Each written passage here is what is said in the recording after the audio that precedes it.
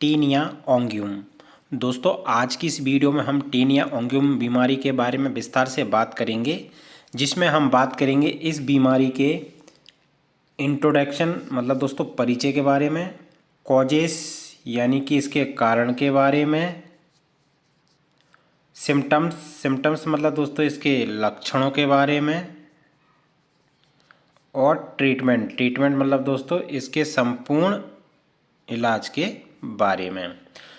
दोस्तों इंट्रोडक्शन को समझने से पहले मैं थोड़ा आपको बता दूं कि जो टीनिया ओंगियम बीमारी होती क्या है। दोस्तों जैसा कि आप यहाँ पर चित्र नंबर 1 और चित्र नंबर 2 में ये डायग्राम आप देख रहे हो, टीनिया ओंगियम बीमारी ये नाखूनों की बीमारी है जो हाथों की अपेक्षा पैरों के नाखूनों में सबसे ज़्यादा होती है। यानी कि दोस्तों यह बीमारी हाथों के नाखूनों की अपेक्षा पैरों के नाखूनों में सबसे ज़्यादा होती है। दोस्तों मैं टीनिया ओंगियम बीमारी के बारे में आपको थोड़ा सा और बता दूं कि नाखूनों के अगले भाग में जो उंगलियों के किनारे, याद रखना दोस्तों, नाखूनों के अगले भाग में जो उंगलियों के जो किनारों की त्वचा होती है और वहाँ से जो बाहर निकला रहने वाला जो नाखून होता है उसके नीचे कवक इकट्ठा होकर नाखून को संक्रमित कर देता है। यानी कि दोस्तों जैसे उंगली होती है, उंगली के जो नाखून होता है, अगर किसी का नाखून ज़्यादा बड़ा होता है तो उस नाखून के नीचे वहाँ पर फंगस इकट्ठा होता रहता है, तो उसकी वजह से वहाँ पर यह इन्फेक्शन हो जाता है। दोस्तों यह रोग हाथों के नाखूनों की अपेक्षा पैरों के नाखूनों में अधिक पाया जाता है। अब दोस्तों ऐसा इसलिए होता है क्योंकि पैरों में रक्त संचारण अपेक्षाकृत यानी कि हाथों की अपेक्षाकृत शिथिल एवं ठहरावकारी होता है। इसके अलावा पैर कृत्रिम तंतुओं के जुराबों मतलब जो मोजे होते हैं उनसे ढके रहते हैं, जिस वजह से उन पर हवा और प्रकाश नहीं पड़ता है। तो ये कारण भी यहाँ पर टीनिया ओंगियम बीमारी का हो सकता है। तो दोस्तों सबसे पहले हम टीनिया ओंगियम बीमारी के परिचय में समझेंगे। तो चलिए दोस्तों बात करेंगे इस बीमारी के परिचय में। दोस्तों बात करेंगे टीनिया ओंगियम बीमारी के परिचय में, तो मैं आपको बता दूं दोस्तों इस बीमारी को हम हिंदी में नाखूनों का फंगल या नाखूनों की दाद के नाम से जानते हैं, या फिर इसको हम नख कवकता भी कहते हैं। यह एक आम फंगल संक्रमण है जो नाखूनों को मोटा भद्दा रंगहीन कर देता है और कभी कभी दर्द भी हो सकता है और साथ में खुजली भी होती है। यह रोग कवक के कारण होता है, यानी कि दोस्तों यह रोग फंगस होती है उसके कारण होता है, और हाथों में कम और पैरों के नाखूनों को सबसे ज़्यादा प्रभावित करता है। अब क्यों प्रभावित करता है वो मैं पूर्व में आपको बता चुका हूँ। खासकर यह रोग गर्म और नम वातावरण में काफ़ी ज़्यादा फैलता है। नम और गर्म वातावरण में दोस्तों जैसे कि अगर किसी के पैरों में पसीना ज़्यादा आता है तो नमी जो होती है वो फंगस को ज़्यादा जन्म देने में उत्तरदायी होती है। अब दोस्तों ये तो रही हमारी टीनिया ओंगियम बीमारी के परिचय में। अब दोस्तों हम बात करेंगे इस बीमारी के कारण के बारे में। तो चलिए दोस्तों बात करते हैं कारण के बारे में। दोस्तों बात करेंगे टीनिया ओंगियम बीमारी के कारण में, तो जिसमें हमारा सबसे पहला कारण है फंगल इन्फेक्शन। अब दोस्तों फंगल इन्फेक्शन में इसमें जो मुख्य रूप से जो फंगस होती है वो डर्मेटोफाइटिस की उपजाति जैसे कि ट्राइकोफाइटोन के कारण ये बीमारी होती है। उसके बाद में इसके अलावा कुछ और भी कारण होते हैं जिनमें वीक इम्यूनिटी सिस्टम। अब दोस्तों वीक इम्यूनिटी सिस्टम में जैसे अगर किसी व्यक्ति को मधुमेह मतलब दोस्तों डायबिटीज है, या फिर किसी व्यक्ति का जो रक्त संचार है यानी कि जो ब्लड सर्कुलेशन है वो खराब रहता है, या फिर किसी व्यक्ति का जो रोग प्रतिरोधक क्षमता होती है वो कमज़ोर होती है, तो फिर ऐसे व्यक्ति इस बीमारी से काफ़ी ज़्यादा ग्रसित होते हैं। अगला कारण है दोस्तों कंटामिनेटेड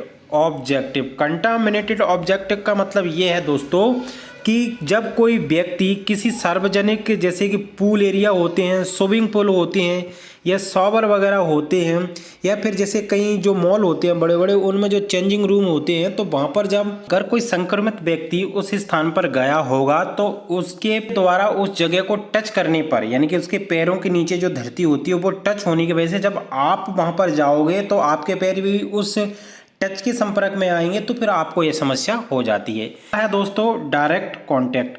अब दोस्तों डायरेक्ट कांटेक्ट का मतलब ये होता है जैसे अगर कोई व्यक्ति है वो संक्रमित है तो उसके द्वारा भी ये बीमारी फैलती है, यानी कि एक व्यक्ति से दूसरे व्यक्ति में ये बीमारी फैलती है। उसके बाद में अगर कोई जानवर है वो अगर इस बीमारी से संक्रमित है तो उसके थ्रू भी यहाँ पर यह बीमारी स्वच्छ व्यक्तियों में फैल जाती है। अगला कारण बनेगा दोस्तों अदर कॉजेस। अब दोस्तों अदर कॉजेस में जैसे अगर मानकर चलो किसी व्यक्ति को एथलीट फुट है, फुट दोस्तों मैं पूर्व में आपको बता चुका हूँ, अगर ऐसी कंडीशन अगर किसी व्यक्ति को है तो उस कारण की वजह से भी यहाँ पर टेनिया अंगियम बीमारी हो जाती है। क्योंकि दोस्तों हमने देखा था कि टीनिया इंटरडिजिटल बीमारी ज़्यादातर कहाँ होती है, उंगलियों के बीच वाले जो मध्य वाले भाग होते हैं वहाँ पर। तो यह बीमारी धीरे धीरे बढ़ के नाखूनों में पहुँच जाती है। अब अगला है दोस्तों वार्म एंड ह्यूमिड। अब दोस्तों वार्म मतलब ह्यूमिड का मतलब ये है दोस्तों नम और गर्म वातावरण। अब दोस्तों जिस क्षेत्र का वातावरण ज़्यादा नमी युक्त होता है या फिर ज़्यादा गर्म होता है तो ऐसे स्थान पर यह बीमारी काफ़ी ज़्यादा तेज़ी से फैलती है। यानी कि दोस्तों नम क्षेत्र में यह जो कवक होती है वो काफ़ी ज़्यादा पनपती है। अब दोस्तों ये तो रही हमारी टीनिया ओंगियम बीमारी के बारे में। अब दोस्तों बात करेंगे हम इस बीमारी के लक्षणों के बारे में। तो चलिए दोस्तों बात करते हैं इस बीमारी के लक्षणों में। दोस्तों बात करेंगे टेनिया ओंगियम बीमारी के लक्षण यानी कि सिम्टम्स के बारे में। तो जिसमें हमारा सबसे पहला लक्षण है नेल्स कलर चेंज, यानी कि दोस्तों नेल्स मतलब नाखून। तो जो नाखूनों का जो रंग होता है वो पीला हो सकता है, काला हो सकता है और सफ़ेद हो सकता है। नाखून होता है वो इस तरीके के कलर में चेंज हो जाता है। अगला है थिकनिंग ऑफ नेल्स। अब थिकनिंग ऑफ नेल्स का मतलब ये होता है कि जो प्रभावित जो नाखून होता है वो मोटा हो जाता है और साथ ही भद्दा हो जाता है। अगला है दोस्तों फ्रैक्टिकनेस ऑफ नेल। अब फ्रैक्टिकनेस ऑफ नेल्स का मतलब ये होता है दोस्तों जो नाखून होता है वो उसमें से पपड़ी सी निकलने लगती हैं और साथ ही यानी कि सफ़ेद रंग की पपड़ी निकलने लगती हैं और साथ ही वहाँ से जो नाखून होता है वो कणों के रूप में धीरे धीरे झरने लगता है।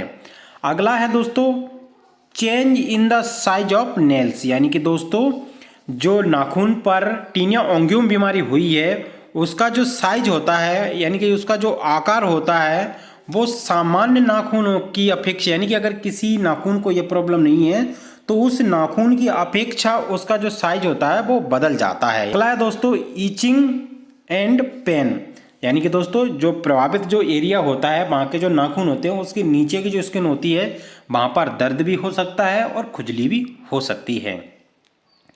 अगला है दोस्तों ट्रांसमिट। अब दोस्तों ट्रांसमिट का मतलब ये होता है यह बीमारी ज़्यादातर पैर का जो अंगूठा होता है उसके नाखून पर यह बीमारी ज़्यादातर होती है। अगर यह बीमारी एक नाखून यानी कि एक उंगली के नाखून पर हुई है तो यह बीमारी धीरे धीरे बाकी के और उंगलियों के नाखूनों पर भी फैल जाती है। तो दोस्तों ये तो रही हमारी टीनिया ओंगियम बीमारी के लक्षणों में। अब दोस्तों हम बात करेंगे इस बीमारी के मैनेजमेंट के बारे में, यानी कि दोस्तों अगर आपको यह बीमारी ना हो तो उसके लिए आप कौन सा मैनेजमेंट आप यहाँ पर रख सकते हो। चलिए दोस्तों बात करेंगे इस बीमारी के मैनेजमेंट के बारे में। दोस्तों बात करेंगे इस बीमारी के मैनेजमेंट में तो आपको सबसे पहले क्या करना है, नेल्स केयर यानी कि जो नाखून है उनकी आपको देखभाल करनी है अच्छी तरीके से। आप देखभाल कैसे करनी है दोस्तों याद रखना, आप जब भी अपने नाखूनों को काटते हैं तो आपका जो नेल कटर होता है या फिर आपका जो नेल क्लीनर होता है उसको जब भी आप यूज करें तो उसको एक बार अच्छे से किसी भी एंटीबैक्टीरियल से उसको साफ कर लें। साफ करने के बाद में आपको उसको यूज करना है। उसके बाद में आप अपने नाखूनों को अच्छे से साफ करें। साफ करने के बाद में कॉटन की तौलिया से उनको सुखाएं और समय समय पर इनको साफ करते रहें। और नाखूनों को बड़ा बिल्कुल भी ना रखें क्योंकि दोस्तों मैं पूर्व में ही बता चुका हूं अगर नाखून बड़े होते हैं तो नाखूनों के नीचे जहाँ पर जो गंदगी जमती रहती है तो उस वजह से वहाँ पर फंगल इन्फेक्शन हो जाता है। अगला है दोस्तों मॉइस्चराइज कंट्रोल्स। अब दोस्तों मॉइस्चराइज कंट्रोल से मतलब ये है कि आपके अगर जो पैर हैं उनके जो नाखून है वो कभी भी उनमें ज़्यादा नमी नहीं रहना चाहिए। अगर ज़्यादा नमी रही तो नमी में जो फंगल होती है वो काफ़ी ज़्यादा तेज़ी से पनपती है। तो आपको क्या करना है कि आपको हमेशा अपने जो नाखून है और जो पैर हैं उनको सूखा रखना है। अगला है दोस्तों क्लीननेस। क्लीननेस का मतलब ये है दोस्तों कि आपको हमेशा अच्छे से साबुन से धो के उनको साफ कर लेना है, पैरों को सुखा लेना चाहिए। उसके बाद में आपको समय समय पर अपने जो पैर हैं उनके नाखून ज़्यादा बड़े ना हों और उन पर भी आपको विशेष ध्यान देना चाहिए। या फिर आप किसी भी सार्वजनिक जगह पर अगर आप जा रहे हो तो वहाँ पर जैसे शॉवर होता है, पूल होते हैं और रूम होते हैं, या फिर कोई भी आपका जैसे कि आप बड़े बड़े मॉलों में जो चेंजिंग रूम होते हैं तो वहाँ पर आपको विशेष ध्यान रखना है। Proper footwear. प्रॉपर फुटवियर का मतलब ये है दोस्तों, आपको हमेशा हवादार यानी कि ऐसे जूते पहनना है जिनमें से हवा आ सके और जा सके। उसके साथ ही आपको कॉटन के सॉक्स यहाँ पर यूज करना है और बिल्कुल सूखे सॉक्स आपको यूज करना है। अगर आपके सॉक्स अगर जैसे ही भीग गए हैं तो आपको तुरंत उनको चेंज कर देना है। अब तो ये तो रही हमारी टीनिया ओंगियम बीमारी के मैनेजमेंट में। अब दोस्तों बात करेंगे हम इस बीमारी के ट्रीटमेंट के बारे में। दोस्तों बात करेंगे इस बीमारी के ट्रीटमेंट में, तो अगर आप एक आम व्यक्ति है तो ट्रीटमेंट आपको घर पर नहीं करना है दोस्तों। इससे ट्रीटमेंट करने से इसमें कुछ दवाएं ऐसी होती हैं उनके काफ़ी घातक दुष्प्रभाव हो सकते हैं स्वास्थ्य पर। और अगर आप एक मेडिकल स्टूडेंट हो या फिर आप एक प्रैक्टिशनर हो तो आपके लिए यह वीडियो काफ़ी यूजफुल हो सकता है। और अगर आप एक आम व्यक्ति हो तो आपको यह नॉलेज रखना बहुत ज़रूरी है ताकि आप अपनी ओवर खर्चे से बच सकें। तो दोस्तों बात करेंगे टीनिया ओंगियम बीमारी के ट्रीटमेंट में, तो इसमें हमारा कैप्सूल ITMAC 100 mg याद रखना दोस्तों। यहाँ पर कैप्सूल हमारा ITMAC 100 mg को आपको यहाँ पर लगभग उस पेशेंट को 1 से 2 महीने देना है। तो पैरों के नाखूनों में अगर संक्रमण है तो वहाँ पर जो ट्रीटमेंट है ITMAC जो कैप्सूल है वो आपको 1 से 2 महीने देना है।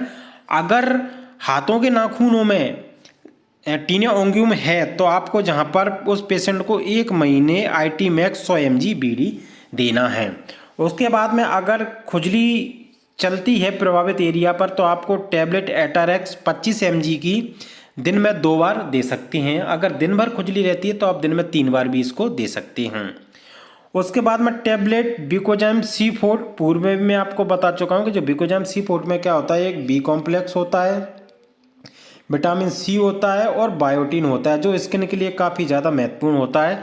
तो आप जहाँ पर टैबलेट विकोजाइम C4 को दिन में 2 बार यानी कि बीडी दे सकते हो खाना खाने के बाद में। अब क्या है कि दोस्तों इसमें क्रीम हमको क्या करनी है, क्रीम का यूज करना है। क्रीम है लुलिफिन, इसमें लुलिकोनाजोल होता है दोस्तों। लुलिकोनाजोल क्रीम को आपको क्या करना है, दिन में 2 बार आपके जो प्रभावित एरिया हैं वहाँ पर लगाना है। प्रभावित एरिया पर सेकंड इन्फेक्शन हो गया है यानी कि दोस्तों अगर हमने उनको खुजा लिया है, खुजाने की वजह से वहाँ पर मवाद पड़ गया है या फिर पस पड़ गया है, फिर पानी आने लगा है, तो आपको लुलिफिन के साथ में जहाँ पर ऑइंटमेंट टी-बैक्ट आता है तो टी-बैक्ट को आपको लुलिफिन के साथ में मिलाकर दिन में 2 बार लगाना है। अब दोस्तों याद रखना जो प्रभावित एरिया है अगर वो ज़्यादा ड्राई हो गया है, सूखा है, तो आपको वहाँ पर उसको मॉइस्चराइज करना ज़रूरी होगा।